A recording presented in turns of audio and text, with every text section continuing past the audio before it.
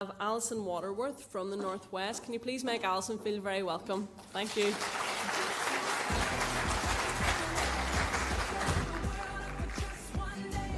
Thank you very much. Good afternoon, ladies and gentlemen. My name is Alison Waterworth, and I'm a Chartered Civil Engineer and Project Manager. So what does that mean? Well, I get to work on some of the most exciting and transformational design and construction projects around the globe. But I'm here to talk to you today about two big problems that we have in engineering. The first is that not many people seem to know what engineering is all about. So hopefully, you guys being here today will help us to one step closer to solving that issue if you all leave here and pass on the message about what an exciting and varied career you can have in engineering. That would be great. The second problem that we have is that there are not enough engineers that are women. In fact, we only have about 10% females in the industry.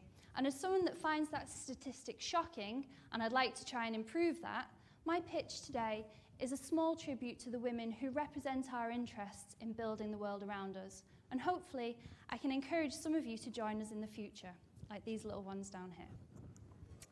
So, from Moscow to Edinburgh, I've worked in recent years to challenge preconceptions of women engineers. Facing heights, depths, and spiders, overcoming all my fears, I'm proud to raise the profile of women engineers.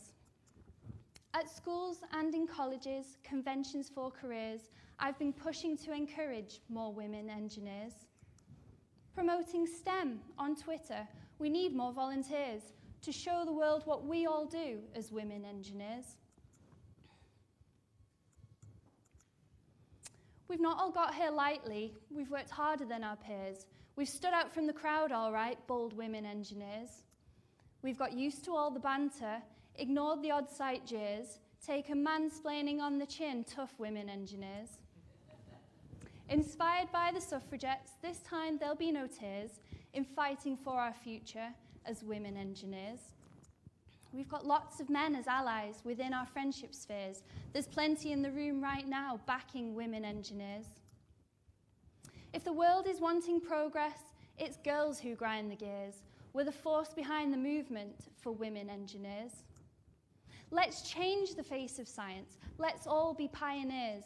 Let's stand side by side together, strong women engineers. To all ambitious girls out there considering their careers, why not join our friendly team of women engineers? If you're good at problem solving, someone who perseveres, who cares about our future and breaking new frontiers, then get on board the ride right now. Your future's bright and clear. Put your talents to good use and become an engineer.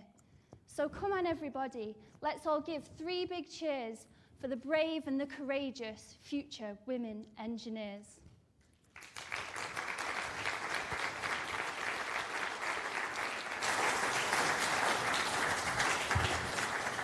Thank you so much, Alison. You really took note of the creative part of the brief for this. That was absolutely fantastic and very inspiring. Emer, did you want to ask a question? Yes, I certainly do, Alison. That was amazing. Thank you very much.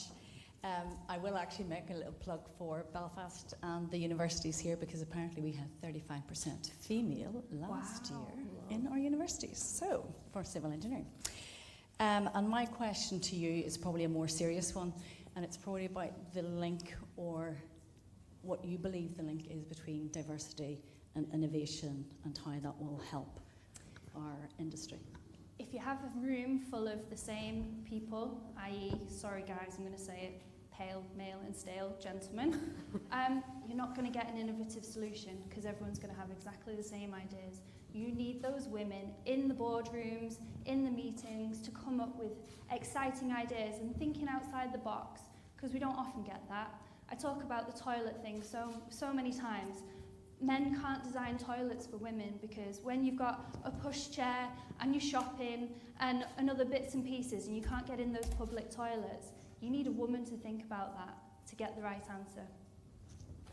Thank you. That was a great answer. We have a question here at the very, very back. Georgina?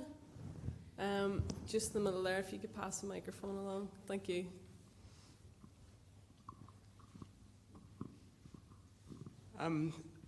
Firstly, I'm very jealous of your wordplay, But my question would be, what do you think the difference in representation is due to the fact that only 10% are women? And how is that, whatever reason you give, how would that be different to, say, the overrepresentation in other fields, such as maybe finance or, So medicine, there's a myth that we have that engineering is about getting your hands dirty, and it isn't. Not in all the cases. Yes, if you're out on site, you're probably going to get your hands and your feet a bit dirty. But if you're in an engineering consultant, you get to don your fancy suit and go and meet the clients, and that's more exciting. But that information isn't out there in the general public.